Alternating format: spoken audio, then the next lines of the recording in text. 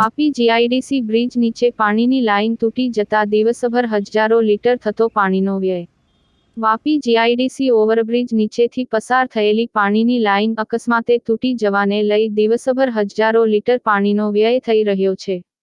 ભર ઉનાળે એક તરફ લોકોને પીવાના પાણીની સમસ્યાઓ ઊભી થઈ રહી છે તો બીજી તરફ અંડરગ્રાઉન્ડ માર્ગમાંથી પસાર થયેલી પાણીની લાઇન તૂટેલી જોવા મળી રહી છે। અહીં આ દ્રશ્ય જોતા તો એક વખત એવું લાગે છે કે જાણે પાણીનો ઝરો ફૂટી નીકળ્યો હોય તેવું પ્રતીત થઈ રહ્યું છે।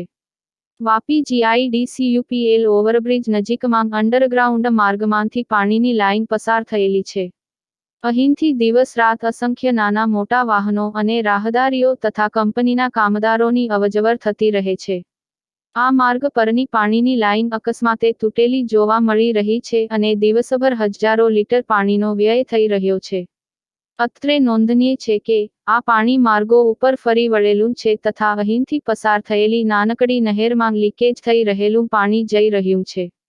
વાપી વિસ્તારમાં ભર ઉનાળે પાણીના સ્તરો નીચે ઉતરી ગયા છે અને લોકોએ પીવાના પાણી માટે ટેન્કરો મંગાવી રહ્યા છે તો બીજી તરફ જવાબદાર વિભાગની ટીમ દ્વારા જનતાને પાણી પુરવઠો મળી રહે તે હેતુથી પાણીની લાઇન પસાર કરવામાં આવેલી છે। ક્યાંક ને ક્યાંક પાણીની લાઇન લીકેજ થવાને લઈ તેનું સમારકામ પણ થઈ રહ્યું છે।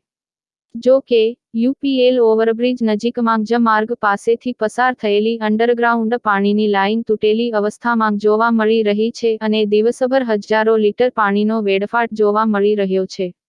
પાણી માર્ગ ઉપર પણ ફરી વળવાને લઈ અહીંથી પસાર થનારા સૌ કોઈ પરેશાન પણ બની રહ્યા છે। જવાબદાર વિભાગની ટીમ દ્વારા સમયાંતરે આ પાણીની તૂટેલી લાઇનનું સમારકામ કરાવે તેવી માગ સૌ કોઈ કરી રહ્યા છે।